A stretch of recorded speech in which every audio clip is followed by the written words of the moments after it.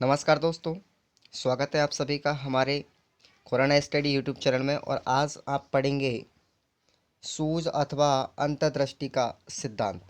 तो दोस्तों, इस सिद्धांत के अंतर्गत किन किन मनोवैज्ञानिकों ने कार्य किया था, कौन सा प्रयोग दिया था, वो मैं आज आपको विस्तार पूर्वक बताऊंगा। तो दोस्तों, ये कॉलर महोदय हैं, वोल्फगैंग कॉलर इनका पूरा नाम था। तो आप इस वीडियो को पूरा देखिएगा। विस्तार से पढ़ने के लिए आप लोग हमारी वीडियो पे टिके रहिए। चलिए बात करते हैं हम लोग इसकी थ्योरी के बारे में। ये सिद्धांत क्या था, किस प्रकार दिया था, कैसे प्रयोग किया गया था, इसके बारे में संपूर्ण जानकारी वीडियो के माध्यम से हम आपको देंगे। तो देखिएगा दोस्तों, ये जो सिद्धांत है कॉलर का, सूझ अथवा अंतर्दृष्टि का सिद्धांत कहलाता है। इस सिद्धांत को अन्य कई नामों से भी जाना जाता है, वो हम वीडियो में आगे बात करेंगे। तो देखिए, इस सिद्धांत के जो प्रतिपादक हैं दोस्तों, वो वर्दीमर लेनिन हैं, जिन्होंने 1911 में इस सिद्धांत को प्रतिपादित किया था। उसके बाद इसके जो प्रयोगकर्ता हैं वो वोल्फगैंग कॉलर, कॉलर उनका पूरा मतलब शॉर्ट नाम है, लेकिन वोल्फगैंग कॉलर हैं, है ना दोस्तों। तो उन्होंने 1916 के अंतर्गत प्रयोग किया था इस सिद्धांत के ऊपर। और प्रयोग जो किया था दोस्तों, वो एक वनमानुष चिंपांजी के ऊपर किया था, और जिसका नाम सुल्तान था। सुल्तान उन्होंने नाम दिया है उस प्रैक्टिकल के अंतर्गत। और इसके जो सहयोगकर्ता थे दोस्तों, कोफका थे, जो 1920 के आए थे, 1920 की शताब्दी में आए थे। तो सहयोगकर्ता कोफका हुए। और दोस्तों, इस जो सिद्धांत है, इस कॉलर के जो सिद्धांत है सूझ एवं अंतर्दृष्टि का सिद्धांत, इसे प्रसिद्धि 1920 में जाकर ही मिली थी। कोफका के द्वारा उनके माध्यम से एक पुस्तक लिखी गई थी, theory of gestalt, gestalt theory. उसके अंतर्गत कोफका ने इस सिद्धांत को प्रतिपादित किया था, बनाया था, लिखाया था, जिसके कारण इस सिद्धांत को प्रसिद्धि मिली थी 1920 में जाकर के। ठीक है दोस्तों। लेकिन एक बात ध्यान रखना, ये जो सूझ और अंतर्दृष्टि का सिद्धांत है दोस्तों, ये प्रतिपादित तो 1911 में वर्दीमर लेनिन ने किया था, लेकिन इसको मनोवैज्ञानिक दृष्टि के रूप में सेमिनार के अंतर्गत 1912 में जाकर के प्रतिपादित किया गया था, 1912 में। अब देखिए, वर्दीमर लेनिन के दिमाग में एक विचार तो 1911 में ही हो गया था, खुद के पास तो उन्होंने प्रतिपादित 1911 में किया, लेकिन एक सेमिनार की दृष्टि से उसने 1912 में जाकर के इसे प्रतिपादित किया था, वर्ल्ड ऑफ एसोसिएशन के माध्यम से। चलिए अब बात करते हैं आगे की। तो जो दोस्तों गेस्टाल्टवाद है, ये क्या होता है? तो गेस्टाल्ट है वो एक जर्मन भाषा का शब्द है, और जिसका अर्थ होता है समग्रता अथवा संपूर्ण, एक टोटली मतलब समग्रता अथवा संपूर्ण। गेस्टाल्ट का अर्थ होता है। इस सिद्धांत के प्रतिपादक हैं वो वर्दीमर, कोफका और कॉलर को माना जाता है। इन तीनों ही मनोवैज्ञानिकों ने मिक्स रूप में कार्य किया था, किसी ने प्रयोग किया था, किसी ने थ्योरी दी थी। ठीक है दोस्तों, किसी ने पुस्तक के माध्यम से इस सिद्धांत को विकसित किया था। तो इन्होंने सबने अपने अपने कार्य किए थे। दोस्तों, अगर आप हमारे चैनल पर नए हैं तो खुराना स्टडी यूट्यूब चैनल को सब्सक्राइब कीजिए, और मैं इसी तरह की वीडियो आपको चैनल पर देता रहता हूं। तो दोस्तों, जो कॉलर का जो सिद्धांत है, अंतर्दृष्टि एवं सूझ का सिद्धांत, इसको अन्य कई नामों से जाना जाता है। इसको हम संपूर्णवाद सिद्धांत के नाम से भी जान सकते हैं, संपूर्णवाद सिद्धांत।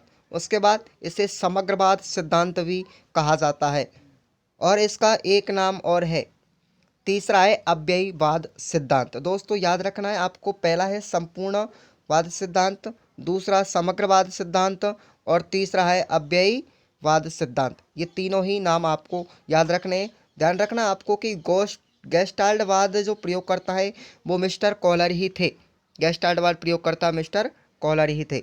चलिए आगे बात करते हैं कि गेस्टाल्टवाद होता क्या है। गेस्टाल्टवाद में किस थ्योरी पर चर्चा की गई थी? तो देखिए दोस्तों, कि जब तक समस्या दिखाई नहीं पड़ती है तब तक हल नहीं होता है। गेस्टाल्टवाद मानता है इस बात को कि जब तक व्यक्ति के सामने कोई समस्या खड़ी नहीं होगी तब तक वो उसका हल नहीं निकाल सकता। जैसे बात करते हैं हम, 80 रुपये का पेन का मूल्य क्या हो। जैसे किसी बच्चे के लिए हमने पैसे दे दिए और दुकान पे उसको भेज दिया पेन खरीदने के लिए। अब वो पेन कितने रुपए के लेकर आएगा? दुकानदार से पहले उसकी प्राइस पूछेगा, कीमत पूछेगा कि भाई एक पेन कितने रुपए का दिया है, और तभी तो जाकर के वे 80 पेनों का मूल्य दुकानदार को दे सकेगा। इसलिए उसे एक पेन का मूल्य आना ज़रूरी है, तभी जाकर के वे 80 पेनों का मूल्य निकाल पाएगा।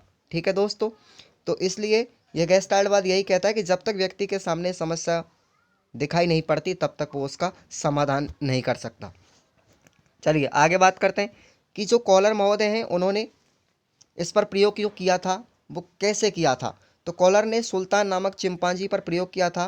कॉलर ने अपने प्रयोग के अंतर्गत कुल 6 चिंपांजियों पर प्रयोग किए थे अपने जीवन में। 6, ध्यान रखना है आपको, 6 चिंपांजियों पर प्रयोग किया था। सबसे पहले एक व्यक्ति के सामने उन्होंने बताया कि सबसे पहले व्यक्ति के सामने समस्या आती है, फिर उसके मामले में जो समस्या है उस पर वो अंतर्दृष्टि करता है, यानी व्यक्ति के मन में विचार उत्पन्न होते हैं। विचार उत्पन्न होंगे और जब विचार उत्पन्न होते हैं तो उसके मन में एक सूझ उत्पन्न होती है। सूझ का मतलब एक समाधान जिसको वो स्वीकार करता है। सूझ आया, एक विचार आया और विचार के पश्चात में उसने उस समस्या का समाधान निकाला दोस्तों। ठीक है गाइस, इस तरीके से उन्होंने ये पैटर्न बताया था कॉलर महोदय ने। और एक नोट्स आपको दिया गया है कि अंतर्दृष्टि सिद्धांत की व्याख्या कॉलर ने अपनी पुस्तक है जिसका नाम है गेस्टाल्ट साइकोलॉजी, जिसे 1959 में प्रकाशित किया गया था। ध्यान रखना है आपको, गेस्टाल्ट साइकोलॉजी है पुस्तक का नाम, 1959 में इसे प्रकाशित किया गया था। चलिए बात करते हैं अब प्रयोग की। प्रयोग कैसे किया था उन्होंने। सुल्तान नामक चिंपांजी था जो भूखा बंदर था। तो दोस्तों उन्होंने सबसे पहले, मैं आपको चित्र में दिखा रहा हूँ, देखिएगा कि एक बॉक्स रखा, उस बॉक्स के अंत एक बंद कमरा है, एक बंद कमरे के अंतर्गत छत पर उन्होंने केले टांग दिए। ठीक है, केले टांगने के पश्चात भूखे बंदर को उस कमरे में छोड़ दिया और उसमें 2 बॉक्स रख दिए कि उन बॉक्सों पर खड़ा होकर के व्यक्ति केले को आसानी से, या बंदर आसानी से केलों को ले सकता है। तो बंदर ने बार बार उछलने का प्रयास किया लेकिन केले उसके हाथ नहीं आ पाए। तो उसके दिमाग में एक सूझ आई और उस सूझ के माध्यम से उन्होंने अपनी बुद्धि का इस्तेमाल किया। उसने अधिगम हुआ कि यदि मैं इन बक्सों को एक के ऊपर एक रखता हूँ इस तरीके से तो मुझे केले प्राप्त हो सकते हैं। तो उन्होंने यही सूझ उपयोग में ली और उन दोनों ही बॉक्सों को एक दूसरे के ऊपर स्थापित करके केलों को प्राप्त कर लिया। तो दोस्तों इस तरीके से उन्होंने अपना लक्ष्य हासिल किया, यानी केलों को प्राप्त कर लिया। उसके पश्चात उन्होंने दूसरे प्रयोग के अंतर्गत क्या किया कि उन्होंने इसी ही भूखे बंदर को बॉक्स नहीं रखने के बजाय उन्होंने उसमें 2 छड़ी रख दी। किसमें? उस बंद कमरे के अंतर्गत। देखिएगा आपको चित्र में दिखाया गया है, चिंपांजी को कमरे में बंद कर दिया, केले ऊपर लटका दिए और 2 छड़ी उसमें अंदर रख दी। अब केलों को प्राप्त करने में वो सफल नहीं रहा क्योंकि उसके दिमाग में कोई सूझ नहीं आई। अब जैसे ही उसने छड़ी को देखा उसके दिमाग में एक सूझ आई कि यदि इन दोनों ही छड़ियों के माध्यम से इस्तेमाल करके मैं केलों को प्राप्त कर सकता हूँ। दोस्तों ध्यान रखना, ये जो दोनों छड़ी थी, ये दोनों छड़ी एक दूसरे में आपस में जुड़ सकती थी।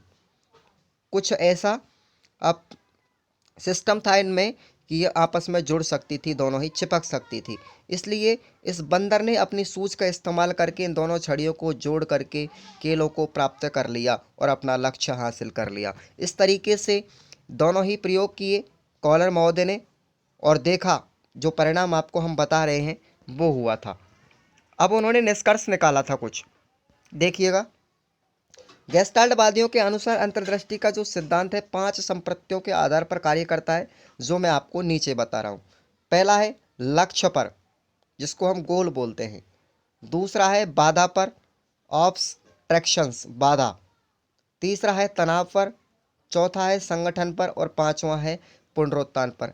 इन 5 संप्रत्यों के आधार पर अंतर्दृष्टि का सिद्धांत कार्य करता है। ध्यान रखना दोस्तों, यदि आपको ऑप्शन में दे दिया जाता है कि गेस्टाल्टवादियों के अनुसार अंतर्दृष्टि का सिद्धांत निम्न में से किस संप्रत्य पर कार्य नहीं करता है, तो दोस्तों यदि इनमें से 5 में से है उसको तो छोड़ना है और जो इन 5 से अलग है वो उसका राइट आंसर होगा, क्योंकि आप नहीं प्रयोग किया गया है सवाल के अंतर्गत। तो आपको ये 5 ही संप्रत्य याद होने चाहिए: लक्ष्य, बाधा, तनाव, संगठन और पुनरुत्थान।